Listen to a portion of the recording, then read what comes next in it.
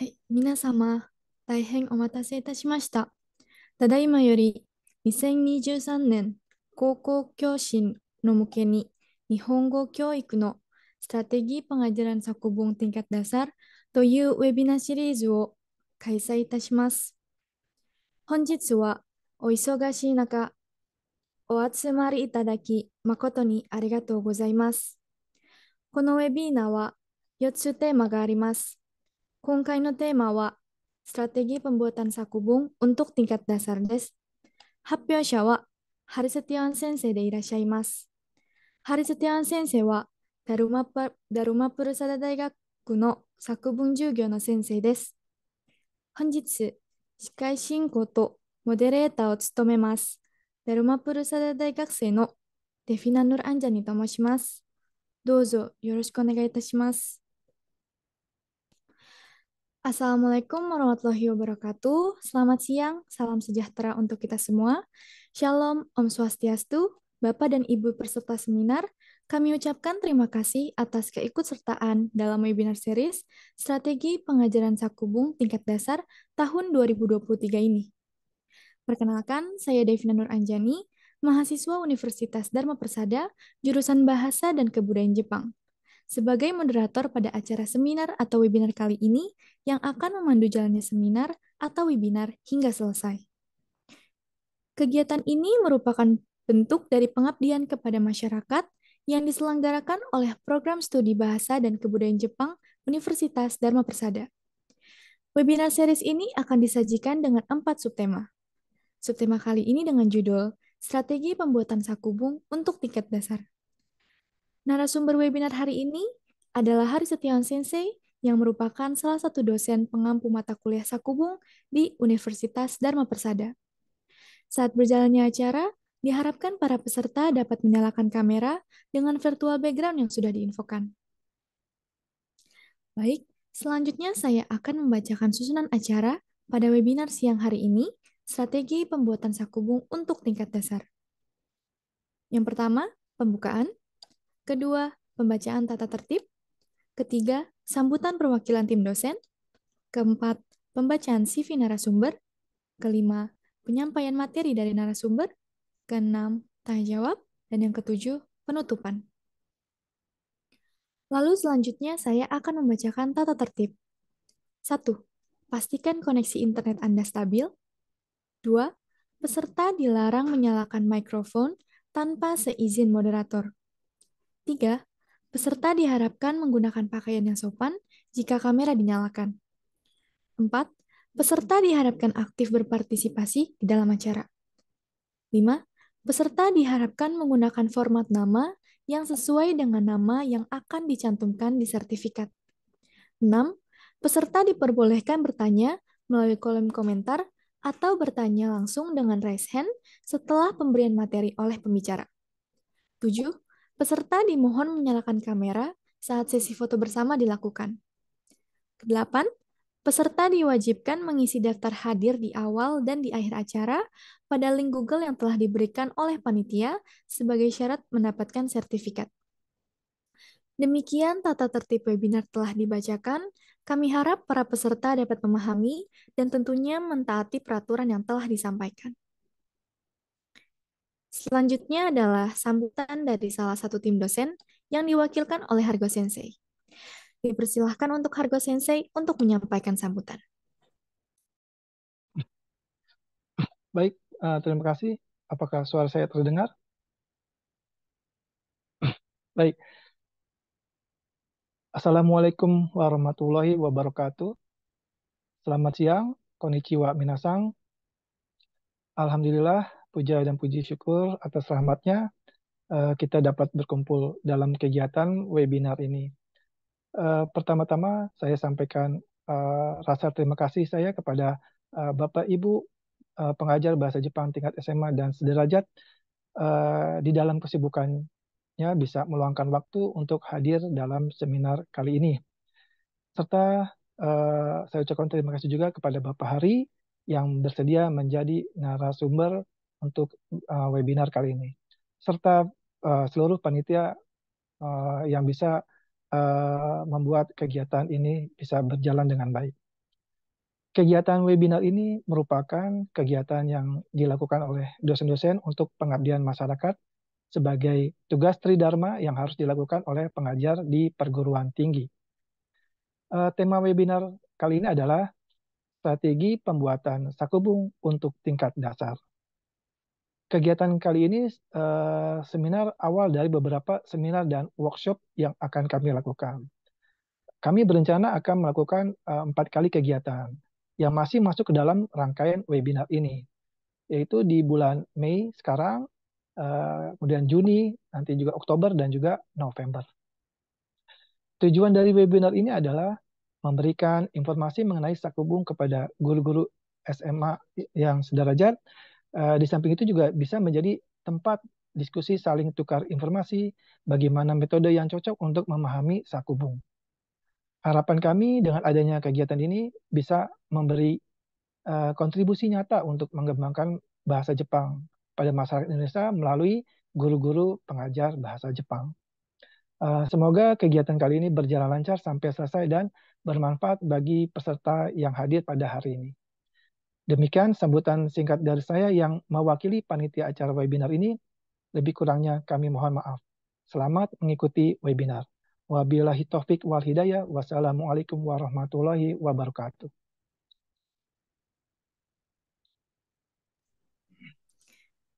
Baik, terima kasih atas sambutan dari Hargo Sensei. Selanjutnya, saya akan membacakan CV dari narasumber webinar hari ini, Hari Sensei.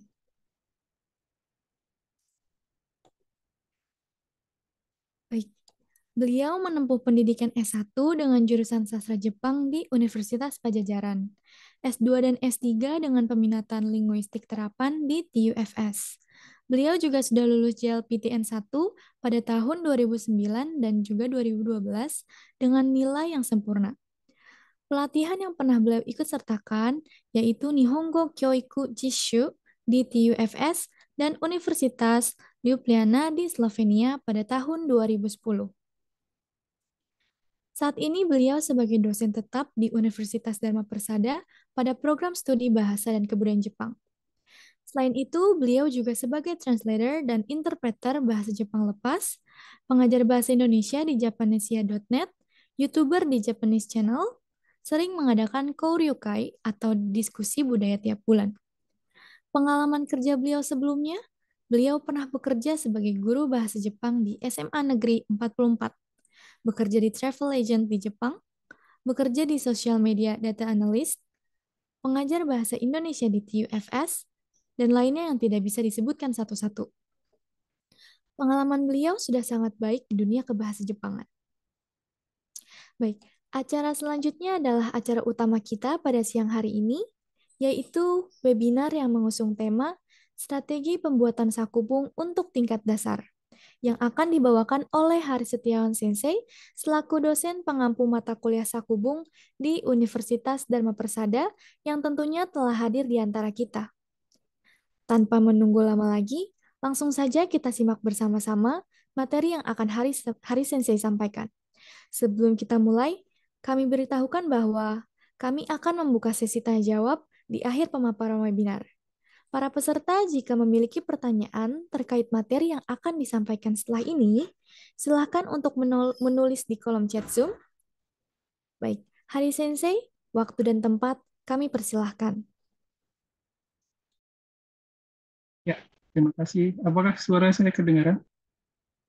Jelas ya. Oke. Ya, baik. Terima kasih. Pertama, saya ucapkan terima kasih kepada para panitia, para rekan dosen, kemudian para mahasiswa yang sudah meluangkan waktu untuk melaksanakan kegiatan ini. Kemudian saya juga mengucapkan terima kasih kepada GNP, Musyawarah Guru Mata Pelajaran Bahasa Jepang di wilayah Jabodetabek. Seperti yang sudah disampaikan, kegiatan ini merupakan bagian dari pengabdian kami sebagai dosen kepada masyarakat. Dalam hal ini masyarakat adalah para praktisi, ya, pembelajar bahasa Jepang. Jadi selain kegiatan ini, saya juga terlibat di kegiatan pengabdian yang lain yang tadi mungkin sudah disebutkan. Jadi ada kami juga melaksanakan kegiatan Koryukai atau acara ngobrol-ngobrol dalam bahasa Jepang atau dalam bahasa Indonesia. Kebetulan di sini juga ada yang sering ikut, ada Dina Sensei ya, dari SMA 4 Cibitung. Terima kasih Dina Sensei. Jadi untuk Bapak Ibu yang ingin mengembangkan bahasa Jepangnya ya, itu juga bisa mengikuti kegiatan yang saya lakukan tiap bulan. Nanti infonya bisa dari Dina Sensei ya. Karena tiap bulan itu selalu ada, setiap akhir bulan. Jadi mungkin tadi saya juga sudah disebutkan di bagian perkenalan tadi, saya juga pernah mengajar di SMA, pernah mengajar di bahasa Jepang di SMA Negeri 44 loh. Dan di situ saya merasakan bahwa sebagai guru bahasa Jepang di SMA, di SMK itu ada kondisi yang membuat kita sulit untuk mengembangkan kemampuan bahasa Jepang kita. Jadi kalau mau belajar itu tempatnya momennya itu sulit dicari. Jadi mau nggak mau kita harus berusaha sendiri. Walaupun ada kegiatan pertemuan MGMP atau MGJ, yaitu kadang yang saya alami itu kebanyakan fokus ke bagaimana cara kita mengajar gitu. Kebanyakan diskusi bikin soal seperti itu. Jadi kesempatan untuk belajar buat diri kita sendiri itu saya rasa waktu itu ya, yang saya alami itu kurang. Makanya setelah mengajar di kampus, terus dan sebagai dosen itu bisa mengabdikan diri kepada masyarakat. Nah ini adalah salah satu bentuk saya pengen secara pribadi itu menyediakan wadah kepada pengajar itu dosen lain juga ya untuk belajar untuk diri sendiri begitu ya, mengembangkan potensi kita sendiri terutama dalam bahasa Jepang. Baik, kita langsung saja ke materi yang akan saya sampaikan hari ini.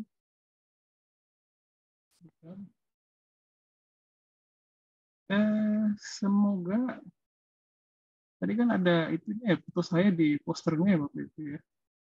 Semoga tidak kecewa ya, ekspektasinya beda. Kayak beli barang di Shopee. Yang dipesan gambarnya gimana, yang datang gimana gitu. Ya. Oke. Hari ini kita santai aja Bapak Ibu ya. Jadi saya berharap bisa ngobrol banyak sama Bapak Ibu yang hadir di kegiatan ini hari ini. Jadi silakan kalau ada pertanyaan juga boleh kapan aja, nggak masalah. Mungkin bisa ditulis dulu di kolom komentar ya. Oke, baik.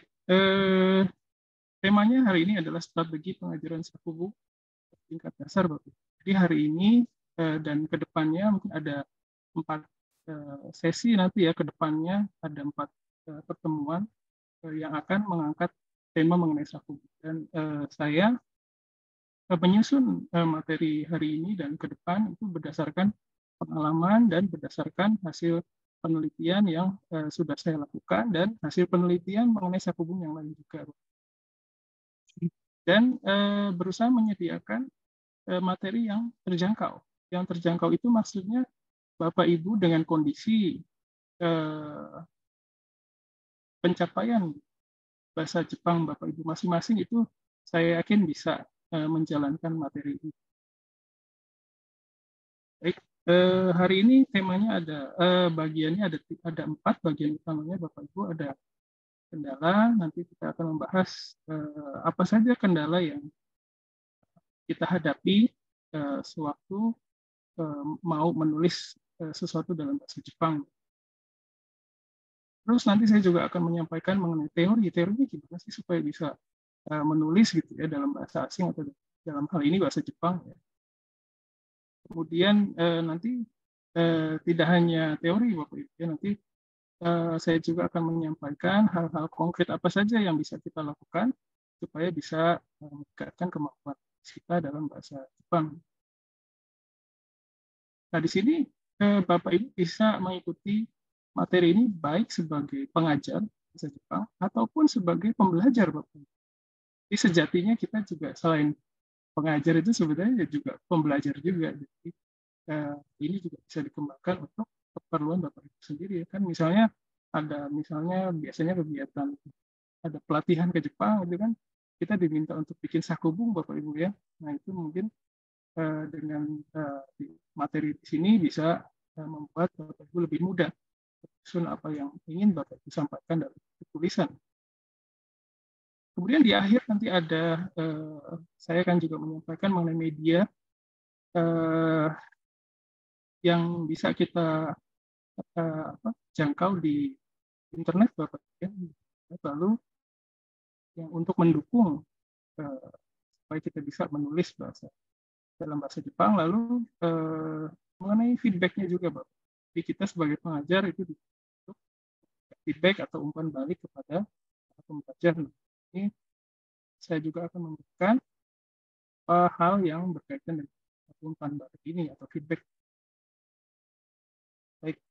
Kemudian selanjutnya, sebelum kita lanjut ke materinya Bapak Ibu, sekarang saya pengen tahu kondisi Bapak Ibu masing-masing di lingkungan pendidikannya Bapak. Mungkin Bapak Ibu bisa cerita sedikit aja ya mengenai jumlah siswanya yang ditangani berapa, terus bahan ajarnya biasanya menggunakan apa, terus minat siswanya sebenarnya seperti apa sih. Misalnya kan ada juga kalau SMA, SMK itu ada kelas yang sebenarnya sebagian besar nggak punya minat ke pembelajaran bahasa asing atau bahasa Jepang dalam hal ini, tapi dalam kurikulumnya ada, jadi mau nggak mau siswa itu harus ikut begitu. Mungkin ini bisa digambarkan juga oleh Bapak. Misalnya hampir yang punya minat hanya 20% misalnya. Terus, kemudian kira-kira targetnya apa begitu? Mungkin ada Bapak Ibu misalnya targetnya bisa baca tulis bahasa Jepang sederhana misalnya. Mungkin sebelum kita lanjutkan ke materi, mungkin Bapak Ibu bisa menceritakan sedikit mengenai kondisi di pendidikannya masing-masing lewat chat aja Bapak Ibu. Silakan. Bisa cerita sedikit aja nggak apa-apa. Jadi biar saya punya gambaran juga mengenai kondisi di lingkungan pendidikan masing-masing. Silakan mungkin bisa cerita jumlah siswa yang ditangani berapa, terus bahan ajarnya apa, sederhana aja. Terus minatnya mahasiswa gimana, sebagian besar berminat misalnya, atau 90% tidak berminat misalnya. Yang dirasa langsung aja oleh Bapak Ibu yang bisa cerita. Silakan bisa tulis di chat ya, atau kalau mau ngomong langsung juga. Oh, sudah ada dari Dinas Sensei, terima kasih. Jumlah siswanya 32 orang. Peminat, oh terus hanya 10% ya yang berminat dari situ. Iya, betul. Saya sedikit. Oke, sedikit ya. Tapi itu apa namanya ya, kenyataan yang kita hadapi ya. Betul. Ya. Di setiap, tapi mungkin ada juga yang berbeda. Silakan Bapak Ibu bisa cerita. Terima kasih Dinas.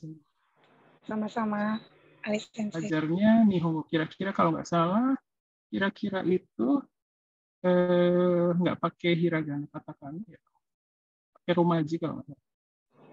Iya, ada romaji, ada hiragananya juga.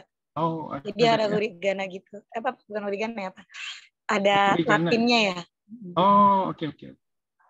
Terima kasih Sensei. Terus ada dari Ita Sensei, Ita Maria Sensei, terima kasih di tempat saya. Kira-kira 20 siswa per kelas. Oh, berarti ada beberapa kelas gitu ya. Wah, banyak sekali nih. Terus bahan ajarnya kira-kira seminggu 1 kali pertemuan ya. Terima kasih Sensei. Berapa kelas Sensei totalnya? Sensei. Sensei ada 9 kelas. Wah, itu Sensei sendiri menangani itu. Insya Allah, ya. Wah, Masya Allah. Besar sekali ini Sensei ya tanggung jawabnya ya. Ya, makasih Sensei. Ini berat nih Sensei. Terima kasih. Silakan ada lagi yang lain mau cerita. Oh, dari Siti Aisyah Sensei, terima kasih. SMAN 17 Kota Bekasi, jumlah siswa 228. Oh, 288, maaf. Peminatnya 10%. Jadi dari situ sekitar 28 orang begitu ya kalau perhitungan kasarnya ya.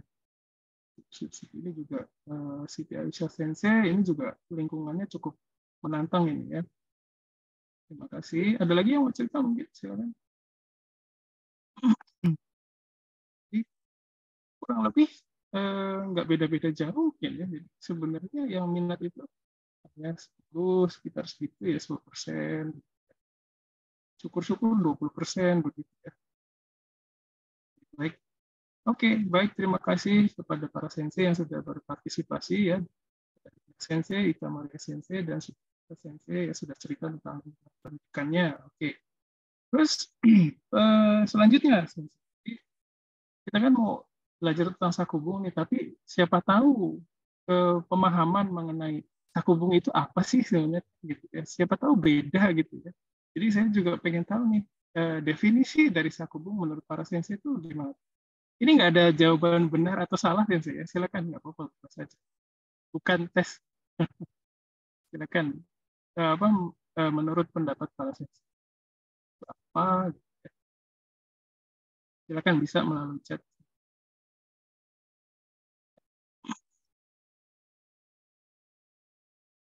Jadi kalau menurut saya pribadi ya, sakubung itu adalah membuat bung ya, bung old school gitu ya.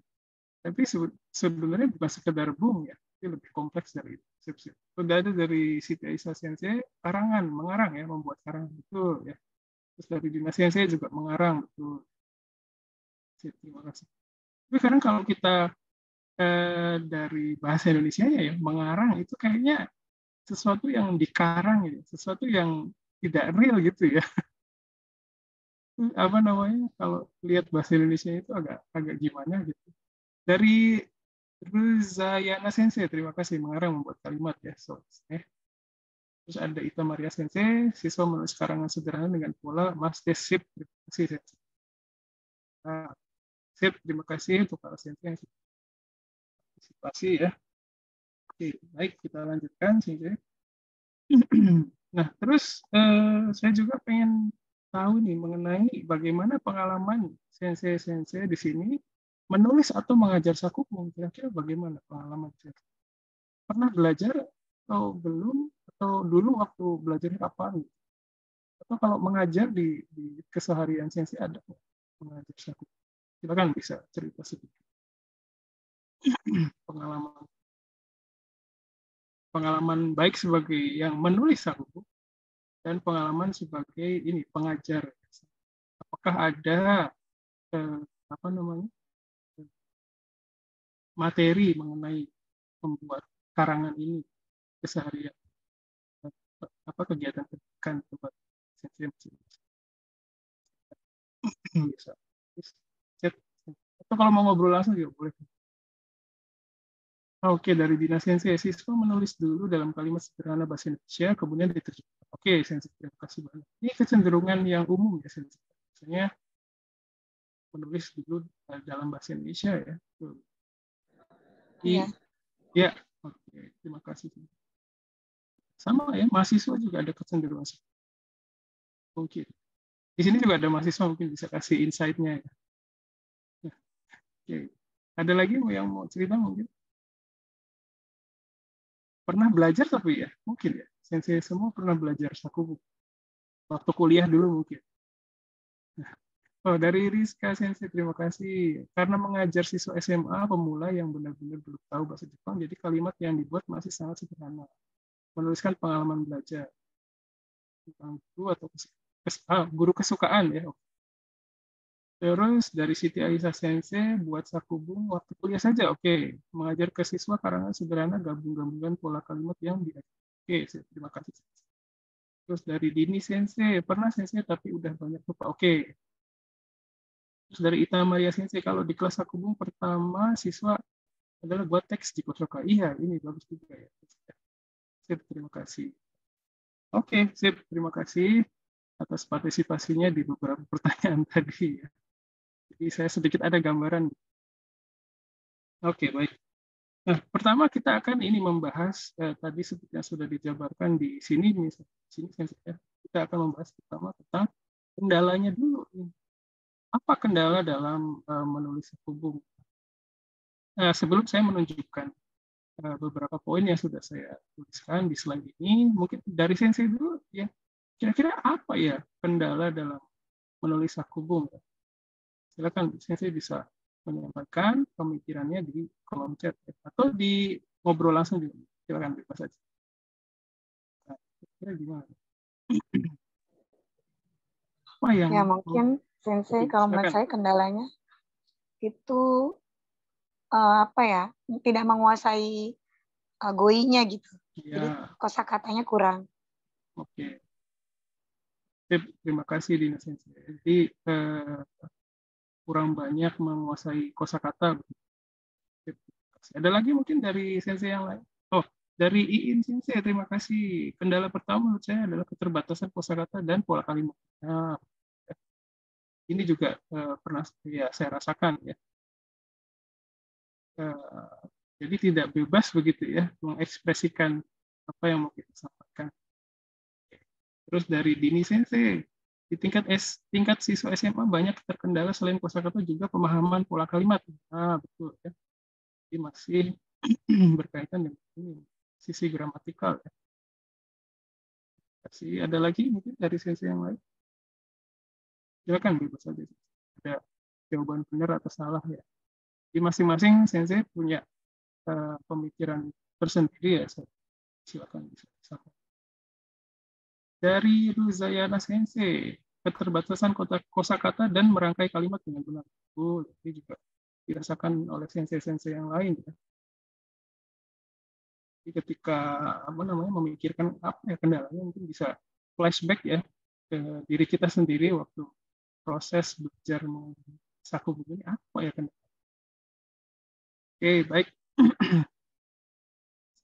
Responnya anak-anak selalu ayah susah sih. Terima kasih. Ya, ini juga respon dari mencerminkan tadi Sensei ya. Jadi siswanya banyak, tapi sebenarnya yang punya minat itu nggak sama dengan jumlah siswanya. Ya. Terima kasih. Oke, baik. Kita akan lanjutkan slide-nya dulu. Terima kasih atas kebersamaan. Nah, untuk kendala ini saya bagi menjadi 2 poin. Pertama adalah kendala dari sisi kita sebagai pembelajar. Yang pertama itu adalah pertama yang berdasarkan pengalaman saya ini adalah ini, tidak biasa tulis dan baca.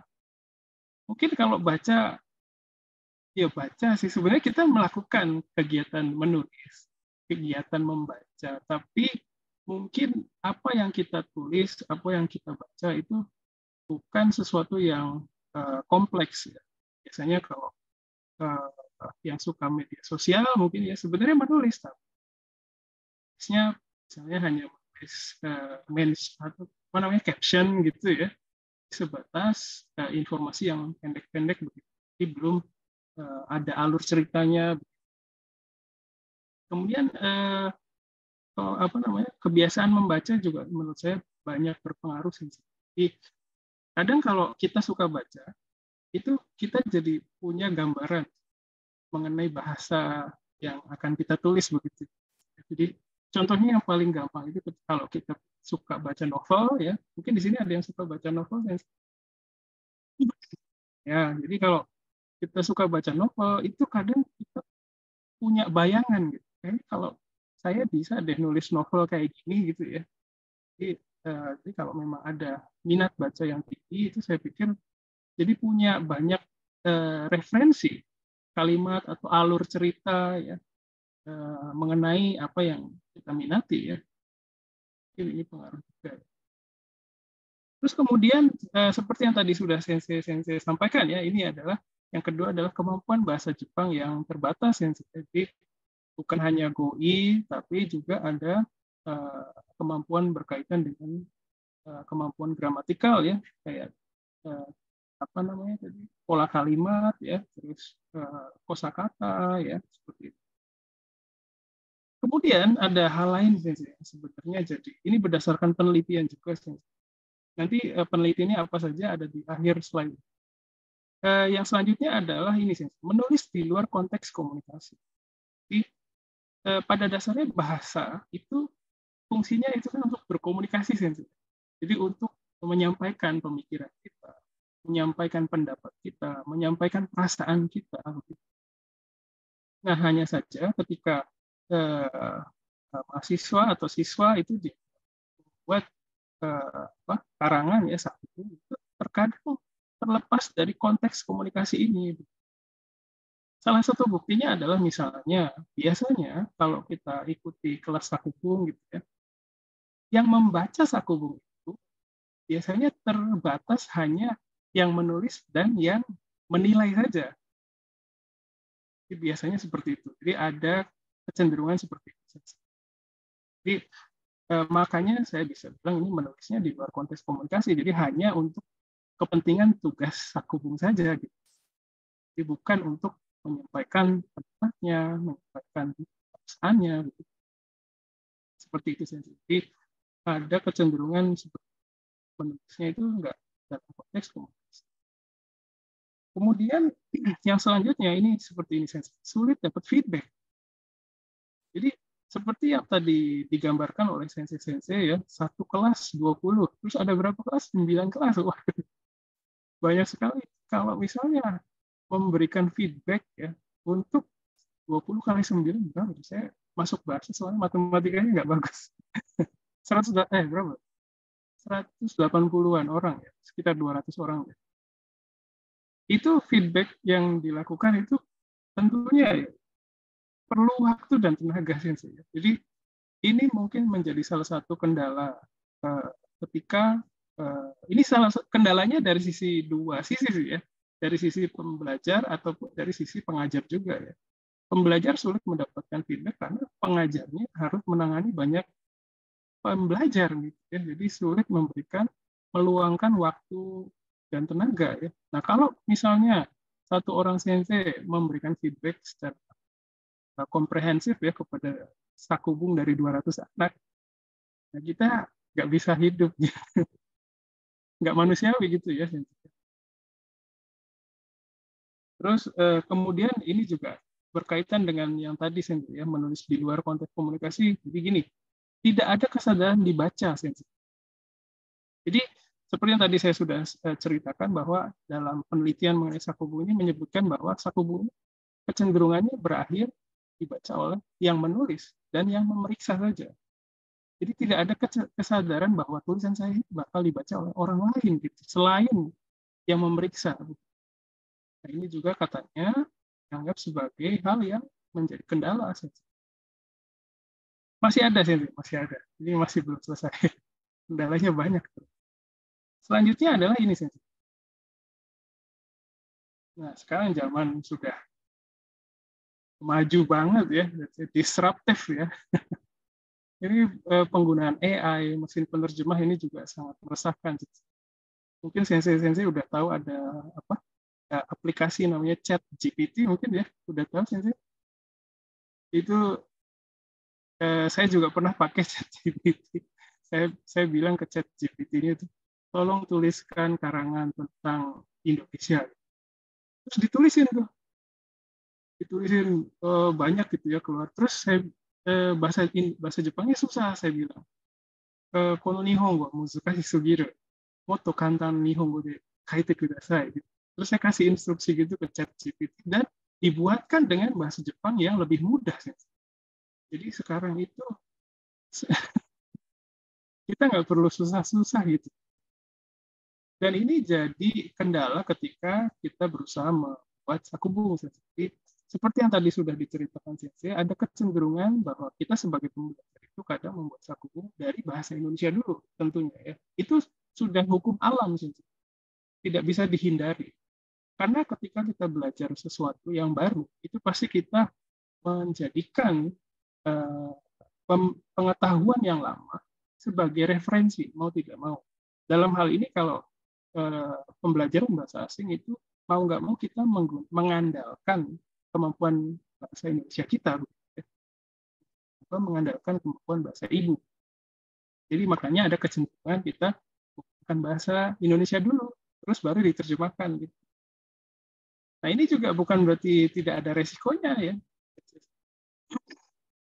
Tetap ada resikonya, nanti yang bisa saya ceritakan. Kalau misalnya kita membuat sakubung dari bahasa Indonesia. Ya.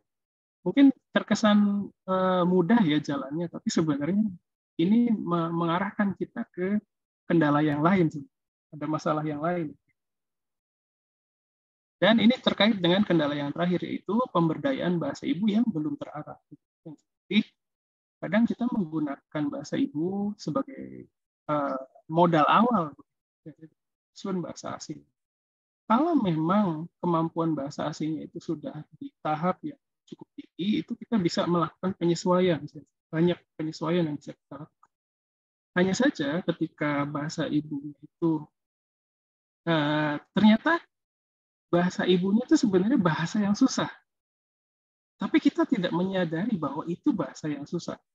Contohnya misalnya ya, mengunjungi objek wisata. Gitu. Sebenarnya mengunjungi objek wisata itu kata-kata ya, frase yang mudah kita pahami. Nah, yaitu bahasa Indonesia ya, bahasa kita.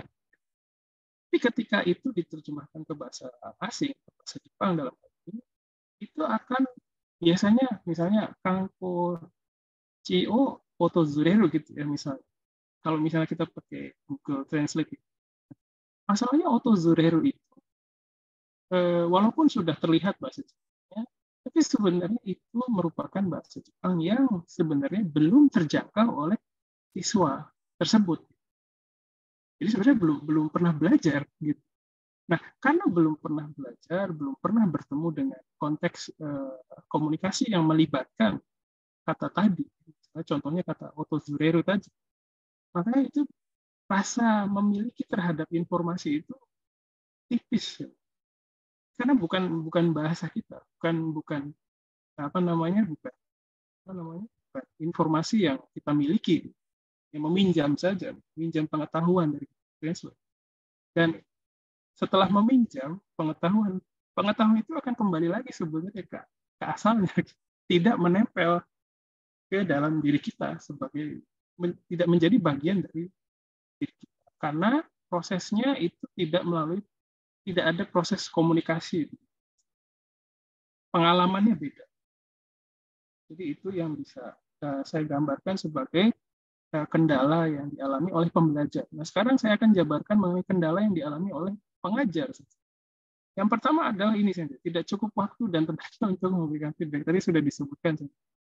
Terus yang selanjutnya adalah ini saja. Kita sebagai pengajar, seperti yang tadi sudah disebutkan oleh sensei-sensei itu, yang saya alami juga, yang Hargo sensei alami juga, mungkin mahasiswa juga alami. Kita belajar sakubung hanya waktu kuliah misalnya.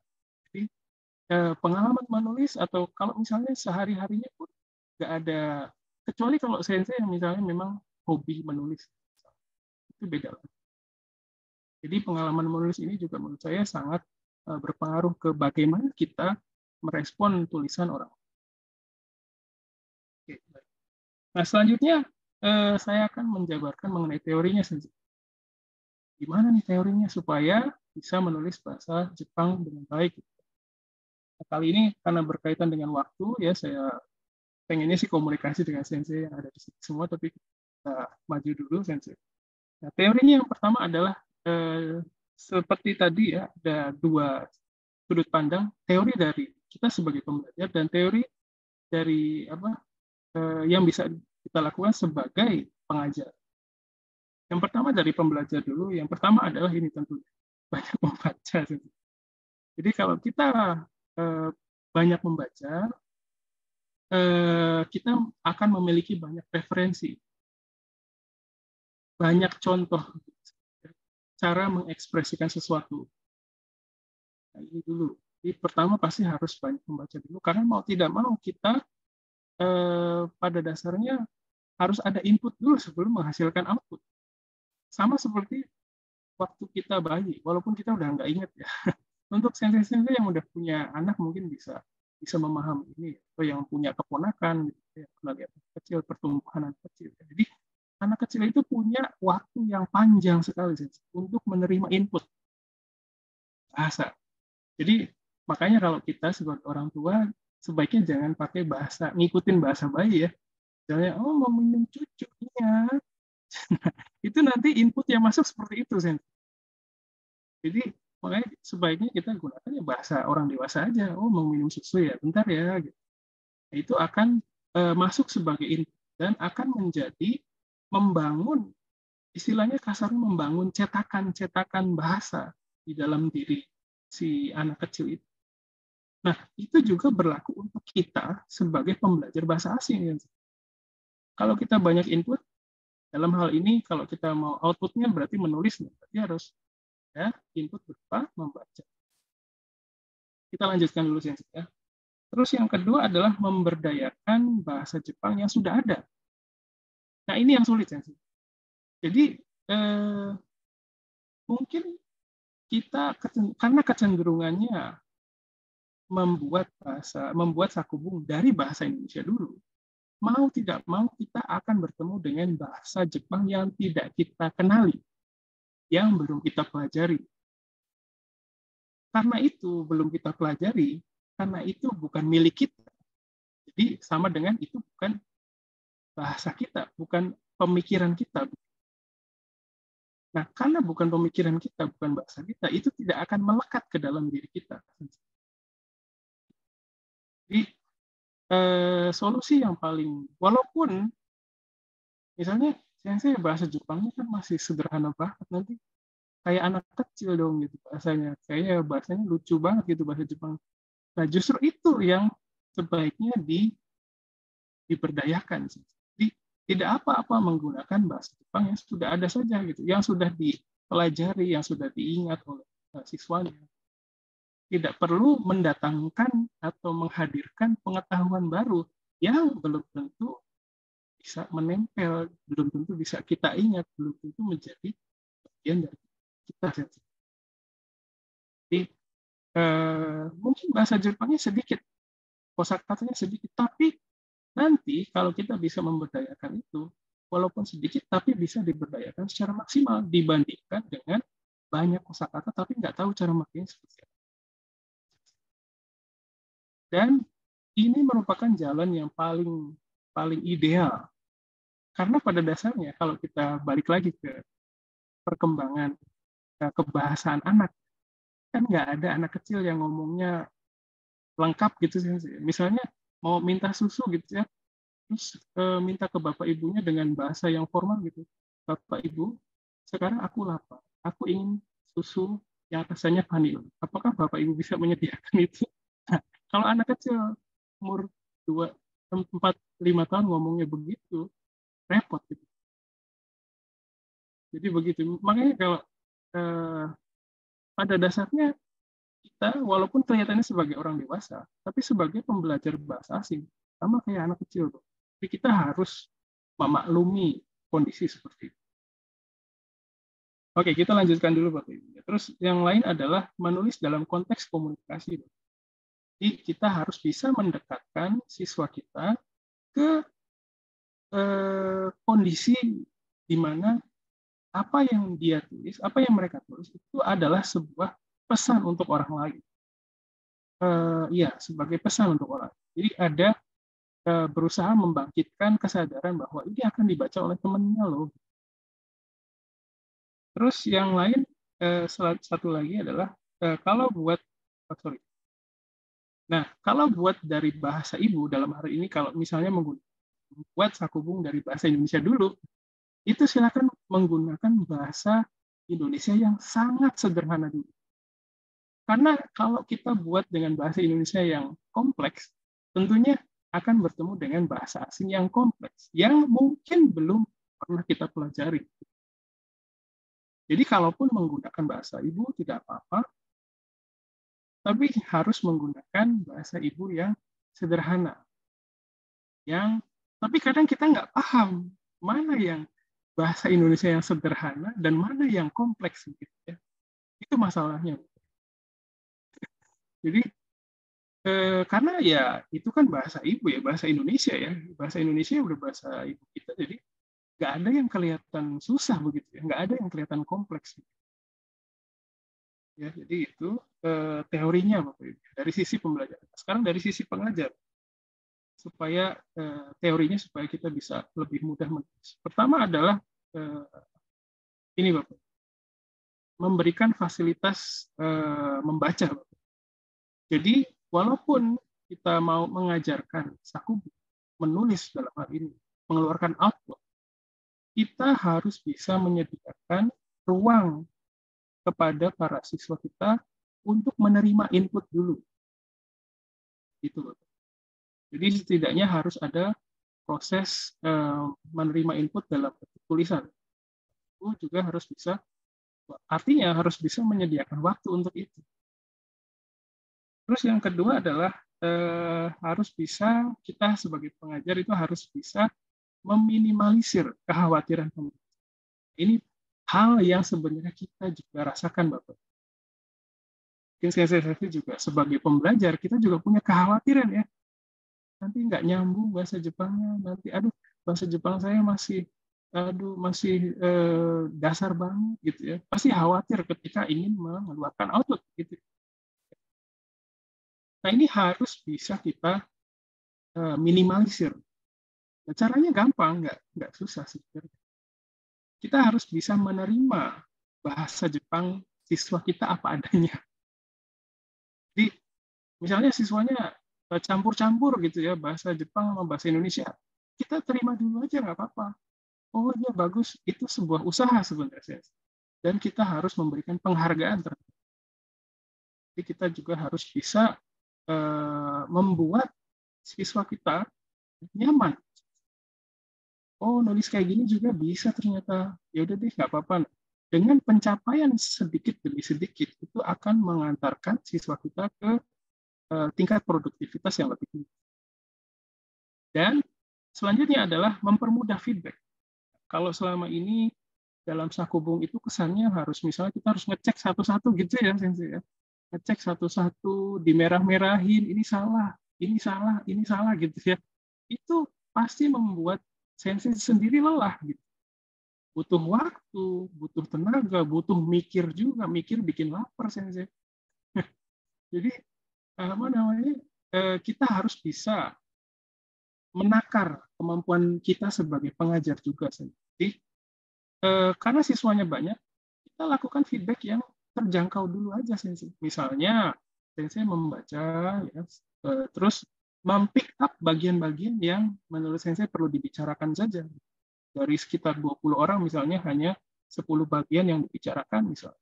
Menjadi, itu akan mempermudah kita memberikan feedback.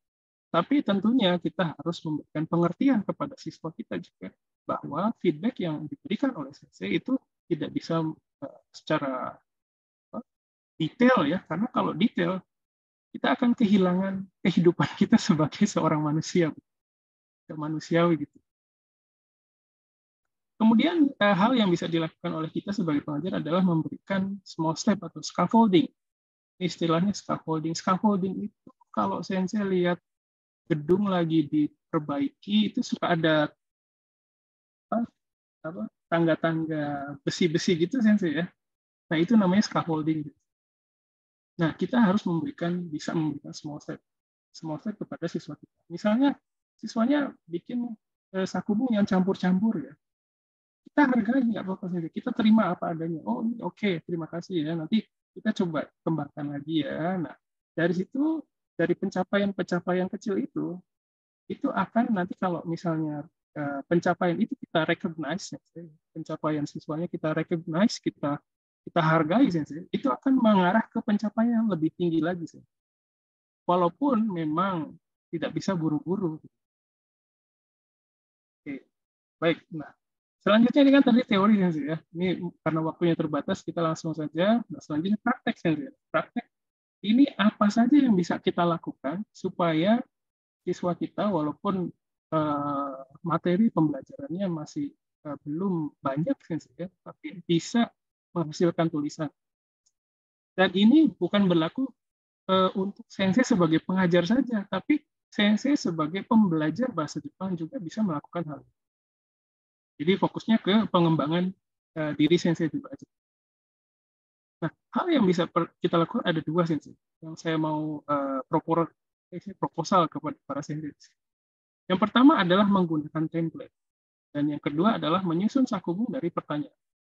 Nah, hanya saja hari ini saya tidak bisa menjabarkan secara detail mengenai prosesnya Sensei karena ini akan dibahas nanti di pertemuan berikutnya. Karena kalau satu teori aja mungkin bisa atau satu metode ya, mungkin bisa 1 menit, cukup lama. Jadi hari ini kita pendahuluan aja, perkenalan. Yang pertama adalah menggunakan template, yang kedua adalah menyusun saku dari pertanyaan. Mungkin saya berikan contoh supaya saya ada gambaran. Pertama, penggunaan template.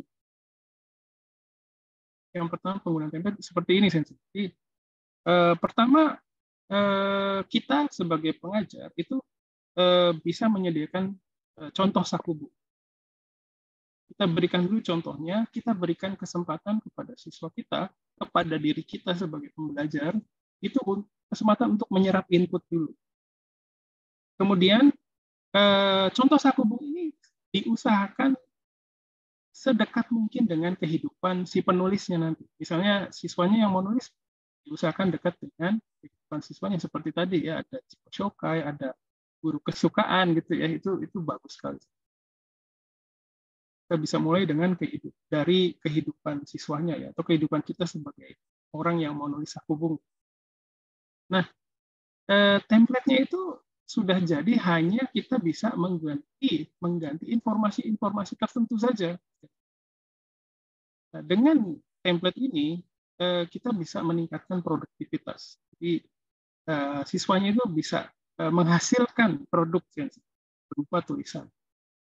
Terus feedback-nya juga nggak begitu sulit, terlalu banyak gramatikal yang perlu dicek gitu. Terus ini juga bisa dikembangkan menjadi presentasi. Mungkin saya juga udah banyak yang mengaplikasikan ini. Hanya saja karena ini sebuah template, jadi mungkin ada kecenderungan siswanya itu tidak bebas berekspresi. Tapi ya tentunya ini bisa diatasi kalau sensei memberikan ruang. Silakan bisa diubah sedikit. Ini contohnya seperti ini, Sensei. Contoh penggunaan template. Misalnya tentang kehidupan sekolah. Kyowa, misalnya contohnya, jadi saya hanya mengganti bagian yang merah saja, Sensei. Misalnya contohnya ya, Kyowa 5時に起きました。そしてシャワーを浴びました。その後ご飯を食べました。misalnya nasi udukを食べました。それから、7時に学校に行きました。misalnya バスで行きました。学校で日本語を勉強しました。8時から12時まで勉強しました。その後家に帰りました。Tentunya ini hanya contoh saja. Jadi mungkin kata kerja apa saja yang sudah bisa diperkenalkan kepada siswa-siswanya masing-masing itu sensei pasti lebih paham. Jadi bisa, ataupun kalaupun harus memperkenalkan kosakata baru, itu bisa juga, tapi diminimalisir. Diusahakan menggunakan kata kerja yang sudah dikuasai oleh siswanya, atau yang sehari-hari dijalani oleh siswanya. Jadi karena ada keterikatan, ada keterkaitan seperti itu, bisa punya kalau bahasa anak mudanya itu relate gitu, relate dengan kehidupan itu, makanya jadi akan lebih mudah terserap oleh si siswa tersebut. Atau sebagai penulis kita gitu, diserap oleh kita. Nah, ini juga ada contoh yang lain, Migacho, nanti sensei. Ini materinya bisa disampaikan nanti setelah ini dari PDF. Tidak usah khawatir. Kemudian, ini contoh untuk penggunaan template. Jadi, walaupun memang terkontrol, sensei, siswanya belum bisa banyak berkreasi, tapi setidaknya bisa mendekati, oh, saya udah nulis nih, gitu ya. Jadi ada pencapaian tersendiri, sensei. Walaupun itu masih sebuah template. Nah, kita berusaha memberikan rasa puas itu kepada siswa kita. Jadi karena pembelajaran bahasa asing itu sulit untuk merasakan hasilnya. Mungkin saya juga pernah dalam kondisi seperti itu misalnya. Ya, saya udah belajar bahasa Jepang, tapi kayaknya nggak ngerasa bisa bahasa Jepang gitu kan ya. Itu karena memang sulit mengenali kemajuan belajar kita, terutama kalau bahasa asing ya kan, bahasa asing mau nggak mau outputnya berupa bicara, berupa tulisan gitu ya. Ya itu sangat sulit dirasakan. Jadi dengan memberikan pencapaian sedikit walaupun hanya sebuah template itu bisa mengarahkan, setidaknya bisa membuat sebuah kebiasaan. Kalau dalam bahasa Jepang, yang pendidikan bahasa Jepang dulu saya pernah belajar, itu ada namanya istilahnya shukan keisei. Agak susah. Shukan. Sebentar saya tulis. Shukan keisei.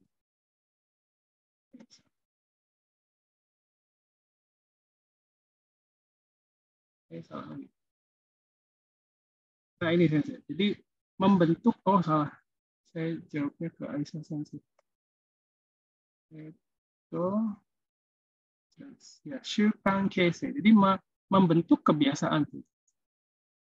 Nah ini bisa mengarahkan siswanya atau mengarahkan kita sebagai penulis itu ke sebuah kebiasaan yang nantinya akan menjadi bagian dari diri kita. Nah ini contoh untuk penggunaan template. Yang selanjutnya adalah ini Sensei. Menyusun sakubung dari pertanyaan. Nah, metodenya bisa macam-macam. Kita bisa menyediakan di pertanyaannya itu bisa kita sediakan, kita sebagai pengajar menyediakan pertanyaan kepada siswa, atau bisa juga dibalik. Misalnya dari karangan yang sudah ada, coba ditarik dari situ, dibuat pertanyaan gitu. Nanti secara konkret saya kasih tahu. Terus selanjutnya adalah memanfaatkan 5W1H. 5W1H masih mungkin saya paham 5W1H? Apa aja ya? What? Where, What, where, when, who, when, why gitu ya, when ya, why, how, dan how. Ya, jadi ini bisa kita manfaatkan. Terus hanya saja ini bukan berarti hal yang mudah sih. Kita sebagai orang yang menyusun pertanyaan atau kita yang mengembangkan sakubung dari sebuah pertanyaan itu bukan hal yang mudah. Itu perlu latihan juga untuk membuat pertanyaan. Karena tidak semua topik sakubung itu bisa dibuat dengan metode seperti ini. Atau sebagai latihan kita juga bisa membuat pertanyaan dari sakubung yang sudah jadi, seperti yang tadi saya sudah sebutkan. Nah ini mungkin metode ini sebatas pengalaman saya cocok untuk siswa yang sudah menyelesaikan pelajaran bahasa Jepang dasarnya, jadi sudah menguasai ya lumayan peta bahasa begitu. Dan ini bukan kendala, tantangannya adalah kita sebagai pengajar itu perlu atau sebagai pembelajar ya, itu perlu bimbingan dan feedback yang intensif ya, supaya bisa menyusun sakubung dari pertanyaan proper gitu ya. Yang bagus gitu ya. Nah ini ada contohnya seperti ini. Di bagian warna merah itu kita bisa lihat ini pertanyaannya. Ini pertanyaan yang berkaitan dengan tema sakubung namanya Sun Deirumachi, kota tempat tinggal kita gitu ya.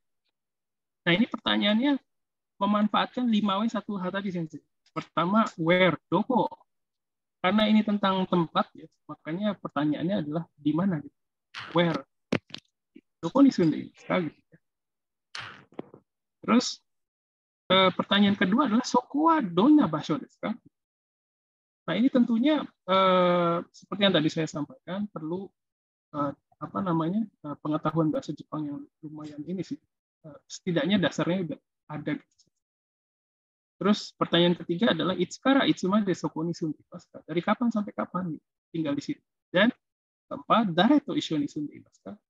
Hidup bersama siapa di situ, tinggal bersama siapa? Dan terakhir, toko ni nani ga arimasu ka? Ada apa di sana? Nah, cara menyusun karangan itu simpel Sensei, hanya menjawab pertanyaan itu saja. Jadi cukup menjawab watashi wa, misalnya ya, kalau saya kan di Pondok Bambu Sensei. Watashi wa Pondok Bambu ni sundaimasu. Terus Pondok Bambu wa Shizuka, enggak Shizuka sih. Shizuka de kirei na basho desu. Misalnya Sensei. Terus 2018年から今までPondok Bambu ni sundaimasu. 妻と娘と一緒に住んで、Pondok Bambu ni mall to UNC itu taman bermain to ichiba ga arimasu. Nah, setelah dijawab pertanyaannya, jawaban itu kita satukan seperti yang ada di sebelah apa itu? Sebelah sensei sebelah kanan gitu, yang warna kuning. Disatukan seperti ini sensei. Jadi sebuah paragraf sensei. Ini metode yang saya terapkan juga ke siswa di kelas Sakubung. Kalau misalnya ini kalau Sakubung itu sebenarnya semester ganjil sih. Sekarang semester genap ya. Ada sensei apa namanya kuliahnya. Kalau sensei ada yang mau ikutan kuliah saya juga boleh sih. Misalnya mau lihat gitu cara ngajarnya gimana, itu boleh banget sih. Tinggal hubungi apa namanya saya juga. Jadi seperti ini. Dan dari ini kita menghasilkan karangan dasar sensei untuk dikembangkan lebih lanjut. Nah, pengembangannya seperti ini sensei. Nah, jadi dari karangan dasar tadi kita kembangkan. Kalau di sebelah kanan itu sensei bisa lihat ada yang warna biru dan ada yang warna merah begitu ya sensei ya. Nah, itu adalah yang biru itu adalah bibitnya. Yang merah itu adalah pengembangan bibit tersebut. Jadi misalnya contohnya watashi wa pondok bambu ni sundeimasu. Pondok bambu wa shizuka de kirena basho desu. Nah, kire ini kayak gimana sih gitu ya? Gomi ga amari arimasen kara kire. Sebenarnya banyak sih sampah. Terus watashi wa 2018 nen kara imama de pondok bambu ni sundeimasu. Nah, bagian 2018-nya itu dikembangkan lagi. Emang sebelum itu tinggal di mana gitu? Sonomae wa misalnya pondok kelapa nih sumimashita. Pondok bambu di mall to Yuenchi to Ichiba. Ini dikembangkan lagi. Mallnya tuh ada mall apa misalnya? Mall wa Cipinang Indah Mall des. Terus Yuenchi wa Taman Mini Indonesia Indah. Ichiba wa Pasar Klender. Ini bisa seperti itu. Nah, misalnya ini karangannya sederhana banget, nggak apa-apa. Jadi kita juga harus bisa punya kemampuan menerima hasil siswa kita apa adanya. Jadi dengan metode ini bisa mengembangkan karangan. Ya, tadi ada 2 metode ya, pakai template itu. Dan yang kedua adalah menyusun karangan dari beberapa pertanyaan. Mungkin bisa seperti itu. Oke, terus terakhir nanti. Selanjutnya saya akan menjabarkan mengenai media apa saja yang bisa kita gunakan untuk mendukung proses kita belajar dan mengajar Sakubung ini, dan bagaimana cara memberikan feedback yang baik kepada diri kita sebagai pembelajar atau sebagai pengajar pembelajar yang lain. Pertama ini medianya. Medianya dibagi menjadi 2 sih. Media untuk input, berarti kita membaca sih ya. Terus yang kedua adalah media untuk outputnya. Yang pertama ini sih ada. Nanti saya sebutkan beberapa website sensei ya. Jadi sensei bisa akses ke ini. Contohnya watanoshi. Ini dibacanya watanoshi.com. Nah, di sini kita bisa membaca sakubung atau tulisan bahasa Jepang berdasarkan level kemampuan bahasa Jepangnya. Jadi misalnya kita pengen baca tulisan di level N4 gitu ya. Nah, itu bisa memilih menu N4 gitu ya. Terus nanti akan muncul tulisan-tulisan yang memuat tulisan dengan pengetahuan bahasa Jepang seputar N4. Temanya macam-macam. Terus ada juga tadoku.org. Tadoku.org ini juga memuat berbagai macam bacaan dari yang mudah sampai yang sulit. Tapi rata-rata yang mudah sih. Kemudian ada juga yomujp.com. Ini juga sama menyediakan bacaan yang dari yang mudah ke yang susah.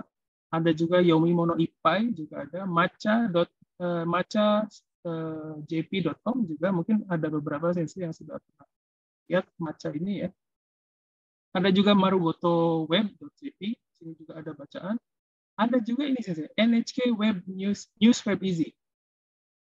Ini juga sering saya gunakan di perkuliahan. Jadi, ada di situ di NHK News Web Easy itu ada berita, di situ ada memuat banyak berita, sensei. Hanya saja dituliskan dalam bahasa Jepang yang mudah. Yasashi Nihongo. Terus ada juga Nihongo Gakushu Tokuhon, ada Hirogaru Nihongo.jp, mungkin ini pernah diperkenalkan oleh pihak JF juga. Terus ada juga Ehong. Ini media yang bisa digunakan kita gunakan sebagai input dulu buat kita sebagai pembelajar atau kita sebagai pengajar. Nah, selanjutnya media yang kita gunakan untuk outputnya, Sensei. Di sini ada Padlet, Google Slides, Google Jamboard, dan Genko Yoshi. Sensei. Genko Yoshi itu apa, Sensei? Genko Yoshi. Ada yang masih ingat mungkin? Genko Yoshi itu adalah kertas, Sensei, kertas yang ada kotak-kotaknya itu loh. Mungkin ada yang pernah pakai Genko Yoshi. Mungkin kalau Sensei nanti ada waktu ketik itu di Google Genko Yoshi, nanti muncul template Genko Yoshi banyak. Jadi Sensei bisa print itu dan bisa menyediakan itu kepada siswanya untuk menulis di situ. Jadi tulisannya dari atas ke bawah, dari kanan ke kiri begitu. Nah, ini bisa jadi alternatif supaya pembelajarannya itu tidak monoton. Jadi bisa tactile, ada pergerakan. Jadi mahasiswa juga atau siswa itu tidak, kita sebagai pembelajar itu bisa aktif juga menulis, gitu. Ada gerakan begitu. Terus media yang lain ada Padlet, ini mungkin nanti Sensei bisa cari juga di Google. Ini semacam Google Jamboard juga sih. Hanya saja Padlet itu hanya untuk bisa juga gambar sih, hampir serupa dengan Google Jamboard. Dan ada juga Google Slides yang di situ literally kita bisa menggunakan misalnya menyusun karangan secara berkelompok gitu, Sensei ya. Menyusun karangan secara berkelompok juga itu sangat pekerjaan atau tugas atau task yang bisa kita gunakan supaya siswa kita bisa lebih produktif. Kemudian yang selanjutnya adalah terkait dengan feedback. Nah, saya akan membicarakan mengenai kendala terkait feedback. Mungkin tadi sedikit sudah saya sampaikan. Yang pertama adalah ini, tadi sudah disinggung ya, siswanya banyak. Jadi feedback-nya itu tidak bisa spesifik. Kemudian karena siswanya banyak, ya perlu waktu dan tenaga yang banyak juga.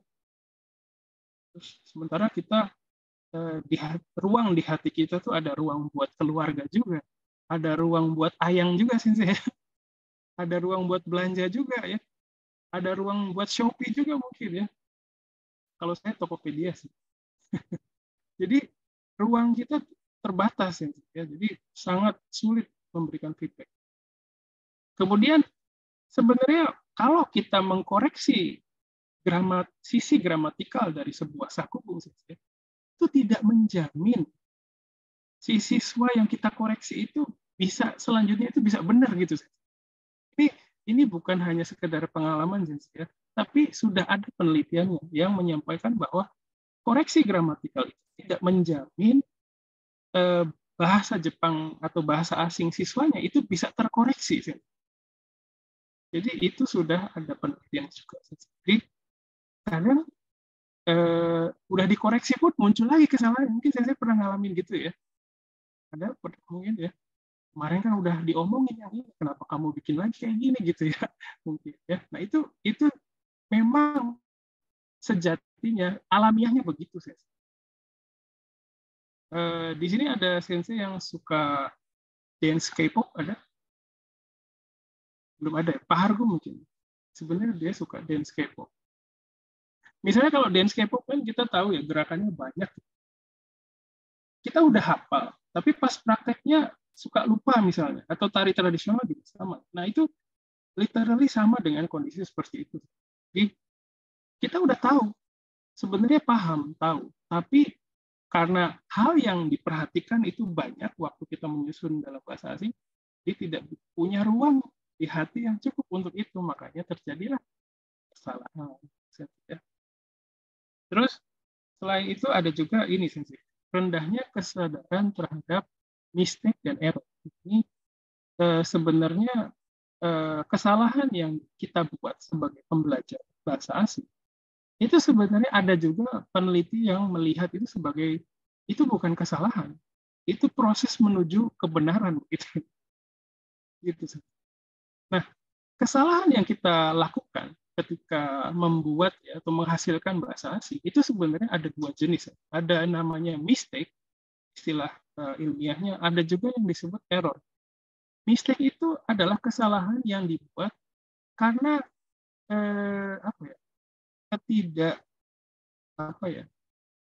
sebenarnya udah tahu, tapi karena banyak yang harus diperhatikan terjadi kesalahan begitu. Istilahnya terlewatkan. Itu namanya mistake. Dan kalau error itu adalah kesalahan yang muncul karena ketidakpahaman. Jadi pengetahuannya belum ada. Wajar kalau terjadi kesalahan.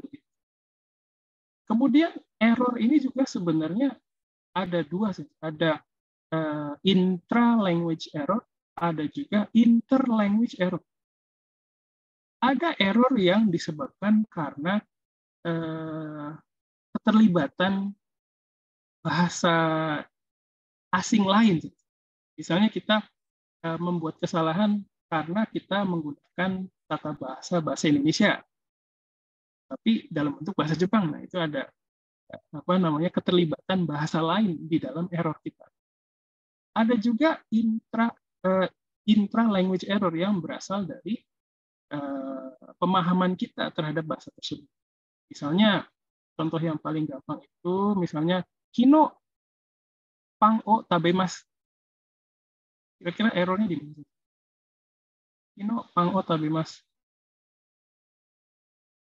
Di bagian harusnya bentuk kata kerjanya harus tabemashita. Tabemashita, betul sekali. Ya.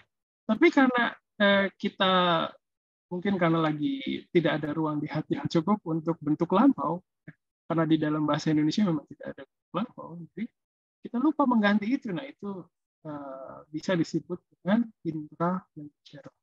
Nah, kesalahan-kesalahan ini sebenarnya bukan berarti merugikan.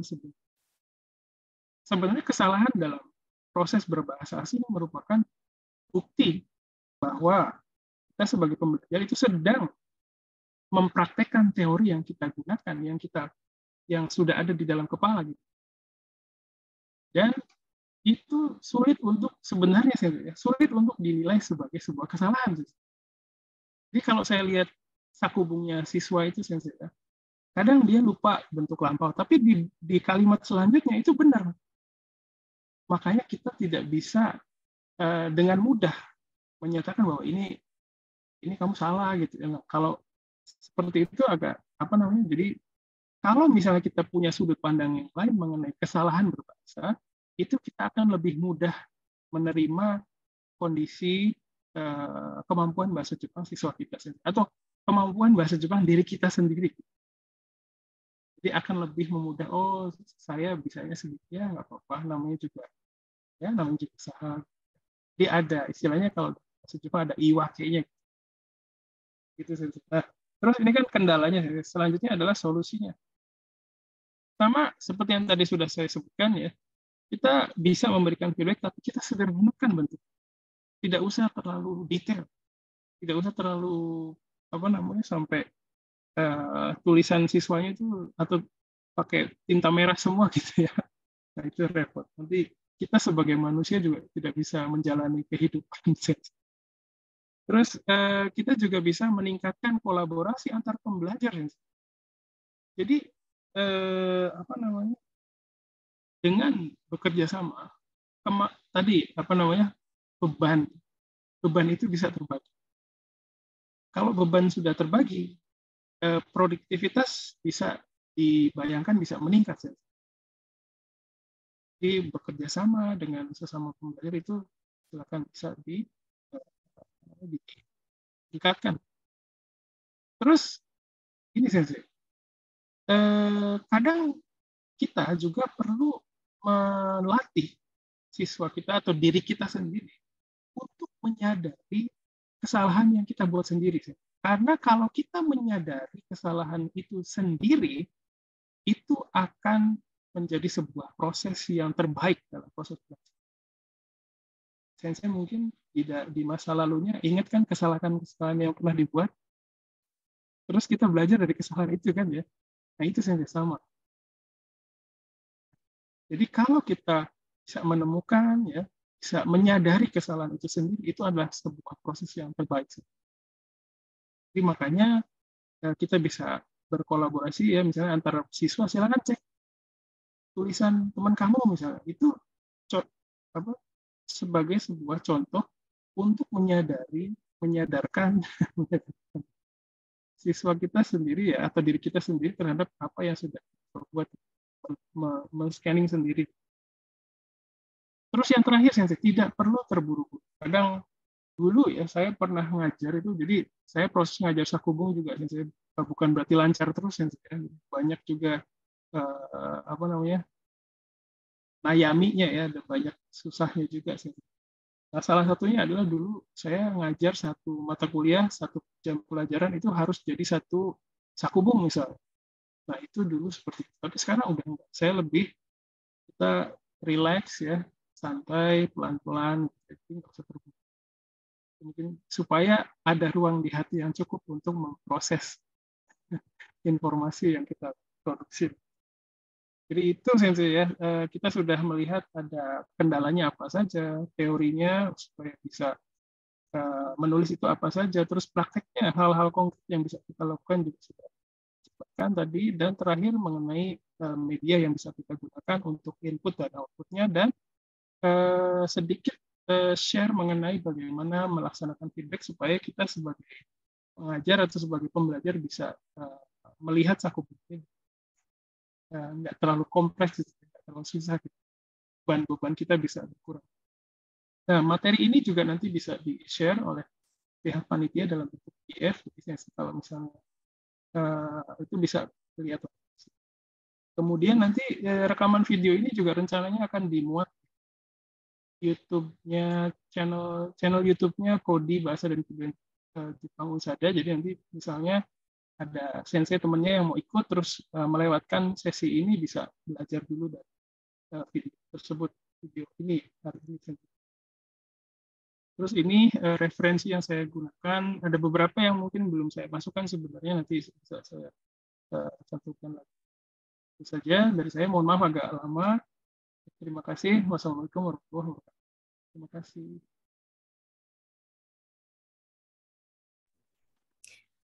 Baik, terima kasih kepada Ari Sensei atas penjelasan materi yang telah diberikan. Sebelum kita memulai sesi tanya-jawab, kami informasikan bahwa link daftar hadir pertama sudah tersedia di kolom chat. Kami persilakan untuk mengisi daftar hadir yang sudah tertera, dan kami informasikan juga daftar hadir ini akan ditutup 10 menit dari sekarang.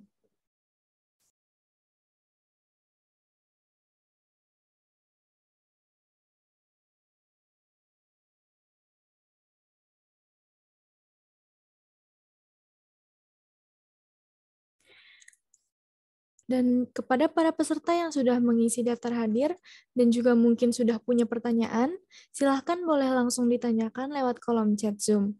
Atau jika ingin tanya langsung, boleh klik raise hand, nanti akan dibantu dibukakan mic-nya oleh panitia. Dan pada saat bertanya, tolong sebutkan nama dan asal instansi. Terima kasih.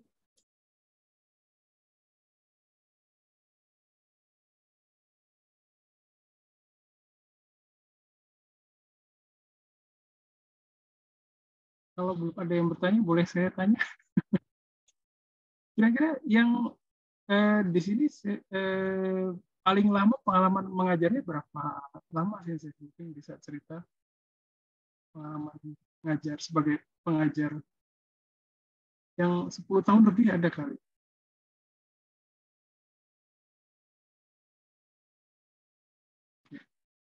Yang baru ngajar akhir-akhir ini ada. Saya bulan kemarin gitu. Oh, Dina Sensei silakan. Ari Sensei, wapi arigatou gozaimashita. Totemo yuji deshita. Sangat bermanfaat sekali, dan itu baru membuka mata saya, ya. Mengapa saya malas sekali ngajar sakubung, ya. Terus terang aja malas gitu, ya.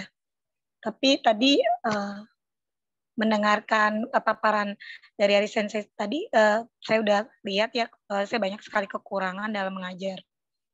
Nah, yang ingin saya tanyakan, kan kalau mengajar bahasa Jepang itu harus belajar huruf dulu, ya. Sedangkan anak tuh banyak yang males belajar huruf gitu. Apakah Sakubung itu bisa diajarkan dengan huruf Latin gitu? Terima kasih Hari Sensei sebelumnya. Ya, boleh langsung saya jawab. Baik, terima kasih Dina Sensei. Ya. Saya juga senang bisa sharing sama teman-teman yang mengajar di tempat lain gitu. Ada dari Rizka Sensei udah 7 tahun mengajar, banget. Ada yang 17 tahun juga, waduh, senpai. Oh ya, berkaitan dengan pertanyaan Dina Sensei ya, memang itu boleh-boleh aja sih mengajar, misalnya mengarahkan siswanya bisa membuat sakubung tapi tidak menggunakan huruf hiragana, katakana atau kanji gitu ya, hanya menggunakan romaji, itu nggak apa-apa sih. Mungkin yang bisa kita arahkan adalah mengarahkan siswanya ini menulis dalam konteks komunikasi tadi, sih. Misalnya kita sama-sama cari teman, itu sebenarnya gini sih, di kantor pos Jepang kan punya websitenya sih. Di situ itu ada kita bisa mendaftarkan untuk mendapatkan penpel. Penpel itu apa ya? Sahabat pena ya. Nah, kita bisa mendaftarkan diri kita dulu, kita nyoba misalnya sebagai pengajar ya, mendaftarkan diri untuk mendapatkan penpel ya. Terus nanti akan dicarikan oleh pihak pos Jepang ini sahabat penanya. Nah, siapa tahu dengan mendaftarkan siswa kita ke situ memunculkan kemungkinan komunikasi antara siswa kita dengan orang Jepang secara nyata gitu, real gitu. Nah, kalau misalnya memang hal tadi sulit dilaksanakan, kita juga bisa menggunakan hal-hal yang dekat dengan kehidupan siswa kita, misalnya berkomunikasi di Twitter ya atau di Instagram, bisa sendiri. Dari siswa itu sendiri akan muncul pemikiran, tapi nggak apa-apa, awalnya pakai romaji dulu gitu ya. Tapi nanti misalnya diarahkan ke sana pakai Twitter atau komunikasi dengan Jepang real gitu ya, itu akan muncul kebutuhan sendiri untuk mempelajari huruf-huruf yang lain gitu. Kayaknya setelah mengalami pakai romaji kayaknya emang perlu deh gitu ya. Jadi butuh itu karena ada kondisi yang mengharuskan dia menulis dengan huruf Jepangnya gitu. Mungkin sedikit demi sedikit bisa diarahkan ke sana. Jadi tidak perlu buru-buru. Jadi untuk meningkatkan produktivitas dulu nggak apa-apa pakai romaji dulu. Nanti diarahkan supaya ke arah hasil tulisannya itu bisa dalam kondisi untuk berkomunikasi dengan orang Jepang dalam berbagai platform ya, sekarang kan banyak sih. Nah, dari situ bisa sedikit-sedikit mengarahkan supaya siswanya itu merasakan sendiri, saya perlu deh kayaknya belajar hurufnya gitu. Seperti itu Sensei. Terima kasih. Terima kasih Ari Sensei.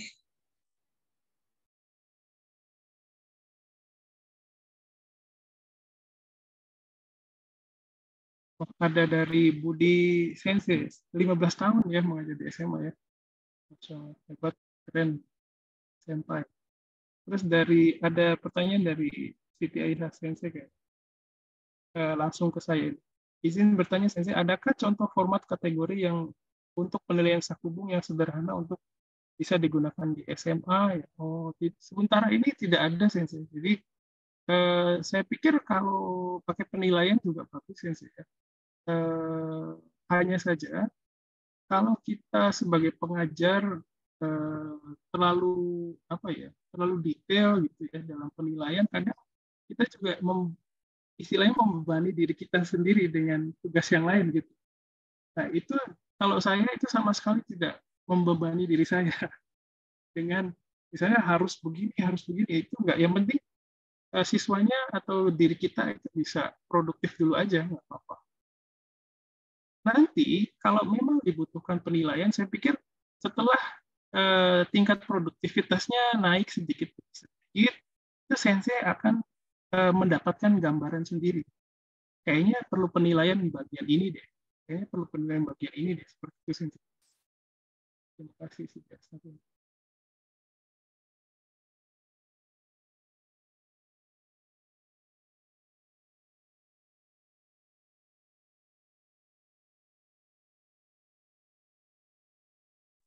Baik, apakah masih ada yang ingin bertanya? Boleh ditulis di kolom chat atau raise hand langsung.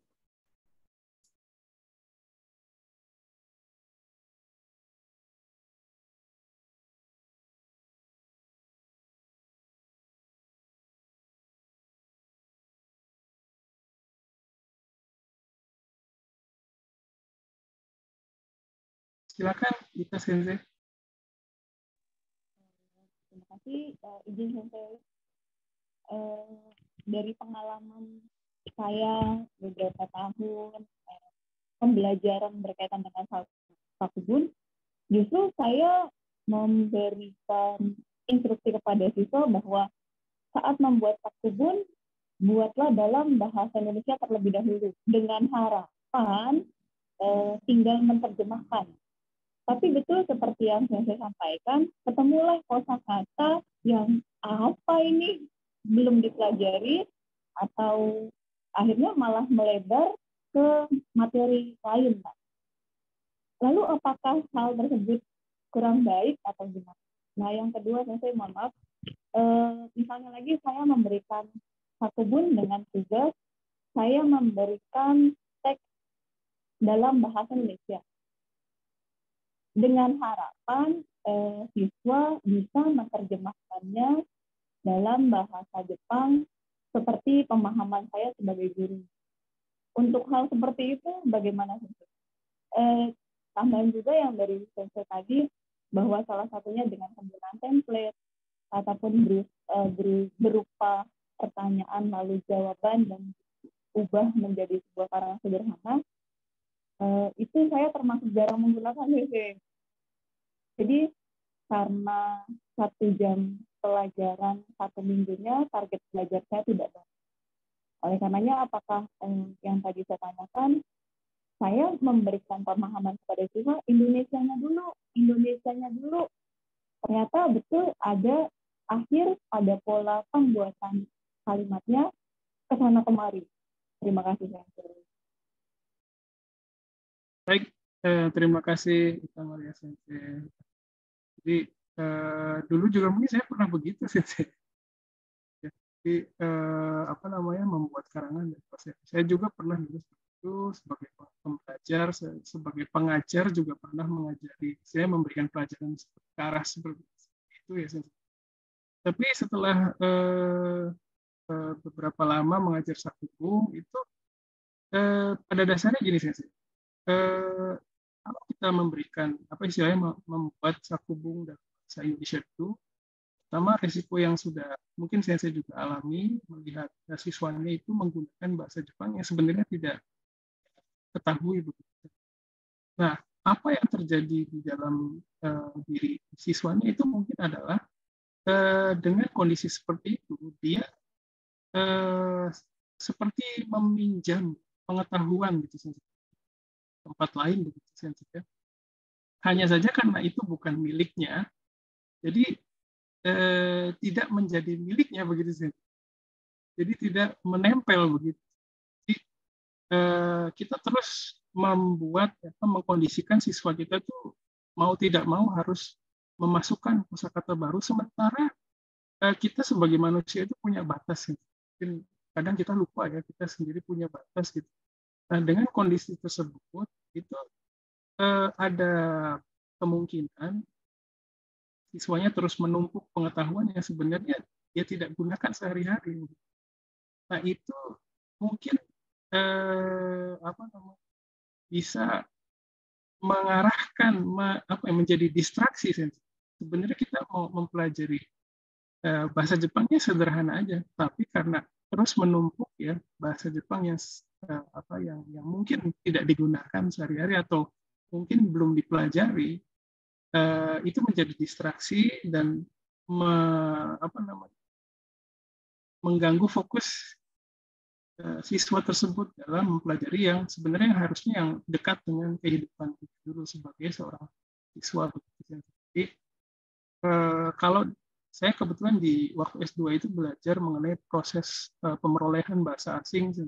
Nah, di situ juga disebutkan bahwa kondisi tersebut ya, kalau mau tidak mau kan mungkin siswanya juga harus bertemu dengan bahasa Jepang yang tidak dia pahami, dan itu sumbernya karena bahasa Indonesianya yang sebenarnya kompleks, yang sebenarnya sulit, tapi karena itu bahasa Indonesia, itu bahasa ibu kita sendiri gitu, itu tidak ada kesadaran ke arah situ. Nah, itu yang akan membuat pekerjaan siswanya tambah banyak sih. Karena pekerjaannya banyak, jadi tidak bisa fokus ke pengembangan dari bahasa Jepang yang sebenarnya sudah dikuasai oleh siswa tersebut. Jadi pengetahuan yang sudah ada jadi tidak terpakai begitu saja. Ada kemungkinan seperti itu. Mungkin untuk jawaban pertanyaan yang pertama. Terus yang kedua tadi tentang, mohon maaf saya bisa diulangi lagi yang kedua. Saya memberikan tugas kepada siswa bahasa menerjemahkan sih ya. harapan seperti yang diketahui saya sebagai pengajar. Salah nggak sih? Ya, baik, terima kasih. Jadi sebenarnya metode belajar bahasa asing dengan cara penerjemahan saja itu metode yang paling paling lama digunakan oleh pengajar bahasa asing, bahasa Jepang atau bahasa Inggris ya, atau bahasa yang lain. Dan itu salah satu yang tradisional sekali yang banyak digunakan.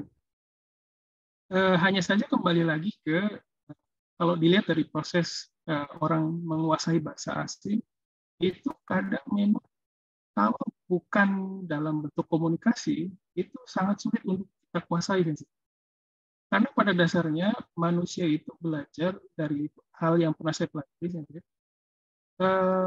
belajar sesuatu berdasarkan pengalaman. Jadi pengalaman itu maksudnya bukan pengalaman mengerjakan tugasnya, tapi pengalaman berkaitan dengan isi yang dituliskan di situ. Nah, kalau memang isinya itu ada korelasi dengan pengalaman dia sebagai siswa atau sebagai apa, mungkin ada kemungkinan bisa terserap. Hanya saja kalau memang agak menjauh begitu, itu menjadi pengetahuan yang hanya waktu itu saja digunakan, tapi untuk selanjutnya tersimpan saja begitu. Jadi ada kemungkinan tidak. Itu sensitif. Baik, saya terima kasih. Ya, terima kasih. Oh, ada dari Muhammad Nugroho Sensei. Saya di SMA ini baru 2 tahun, tapi mengajar sudah 15 tahun. Mantap. Pindah-pindah sekolah semenjak bahasa Jepang DKI tersingkir gara-gara K3 usia. Ya, jadi itu ada kondisi seperti itu, Sensei. Ini dunia makro, Sensei ya. Dunia makro mempengaruhi kondisi pengajaran bahasa Jepang. Untuk sakubu pada sekolah saya saat ini masih belum bisa dilakukan karena semenjak 2 tahun tertahan pandemi, jadi pas masuk sekolah kembali motorik anak-anak untuk menulis sangat kurang. Ya betul. Jadi nggak biasa nulis Sensei ya.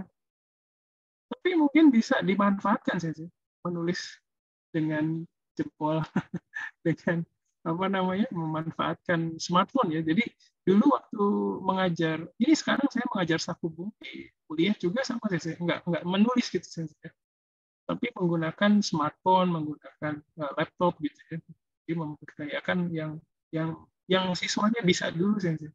Jadi nggak, kalau menulis pakai tangan itu sifatnya eventual gitu, sifatnya itu kayak event gitu aja, sekali-sekali aja buat supaya ada pengalaman tersendiri. Dan menulisnya itu kalau bisa di Genko Yoshi tadi, jadi menulisnya itu dari atas ke bawah, kanan ke kiri gitu. Jadi pengalaman yang unik buat siswanya. Terima kasih Muhammad Nugroho Sensei. Baik, pertanyaan tadi adalah pertanyaan terakhir dari sesi tanya jawab hari ini. Jika ada pertanyaan, bisa ditanyakan di webinar selanjutnya. Baik, diingatkan sekali lagi untuk yang belum isi kehadiran, mohon diisi. Terima kasih.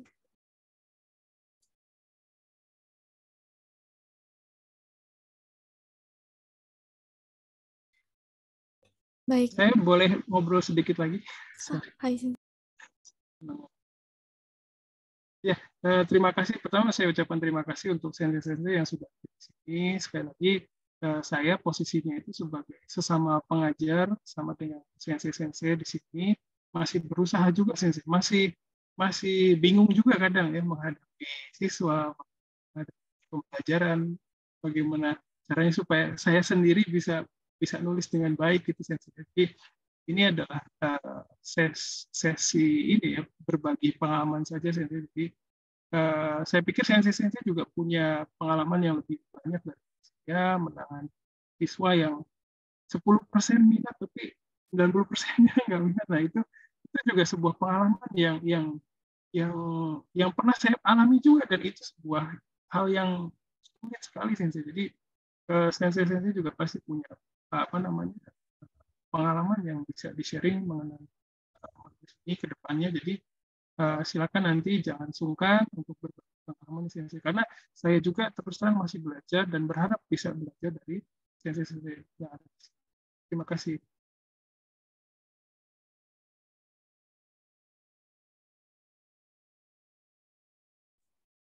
Baik, terima kasih atas pertanyaan dari Bapak Ibu peserta seminar dan juga jawaban dari Harian Sensei. Selanjutnya adalah pembacaan rangkuman webinar hari ini. Kegiatan webinar ini merupakan bagian dari pelaksanaan Tridharma Perguruan Tinggi, yakni pengabdian masyarakat. Bagian yang dibahas dalam webinar kali ini adalah yang pertama, mengenai kendala dalam menulis bahasa Jepang. Kedua, teori menulis dalam bahasa Jepang. Ketiga, praktek. Dan keempat, media dan feedback atau media pendukung.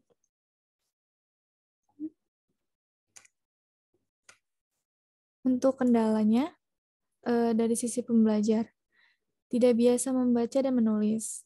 Bila memiliki minat membaca yang tinggi, berdampak pada kekayaan memiliki referensi kalimat. Untuk pengajar, tidak cukup waktu dan tenaga untuk memberikan feedback.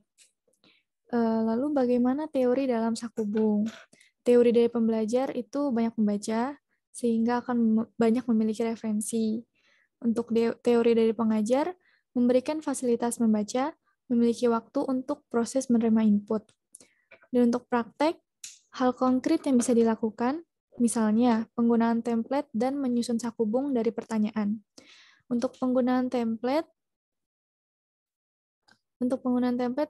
yang pertama memberikan contoh sakubung, 2, bisa dimulai dari hal yang sederhana atau dari kehidupan yang dekat dengan kita, 3, mengganti informasi tertentu, dan keempat, produktivitas meningkat. Baik, sampai sini saja rangkuman dari webinar hari ini. Dan sebelum mengakhiri webinar hari ini, mohon para peserta untuk dapat menyalakan kamera. Kita akan melakukan foto bersama sebagai dokumentasi acara hari ini. Baik.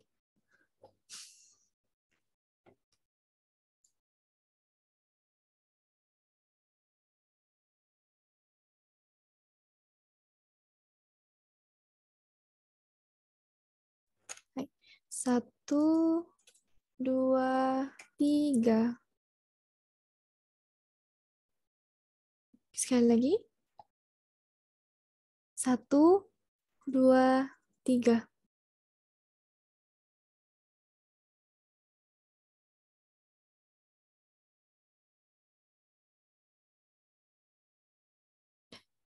Baik, terima kasih.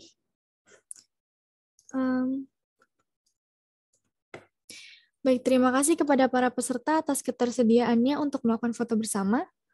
Terima kasih para peserta atas waktunya dalam mengikuti webinar hari ini. Semoga webinar hari ini dapat menambah pengetahuan untuk kita semua. Dan untuk webinar selanjutnya akan dilaksanakan pada Sabtu, tanggal 10 Juni 2023, dengan tema pelatihan pembuatan sakubung untuk tingkat dasar. Diharapkan peserta saat ini juga dapat ikut serta dalam webinar selanjutnya, karena merupakan webinar lanjutan dari hari ini. はい、皆様お疲れ様でした。誠にありがとうございました。ありがとうございました。ありがとうございました。ありがとうございま Terima す。 kasih. Terima kasih. Mata Aimasyo. Terima kasih Sensei, sehat selalu. Otsukare sama desu. Otsukare sama desa. Izin, Lis. Assalamualaikum. Assalamualaikum.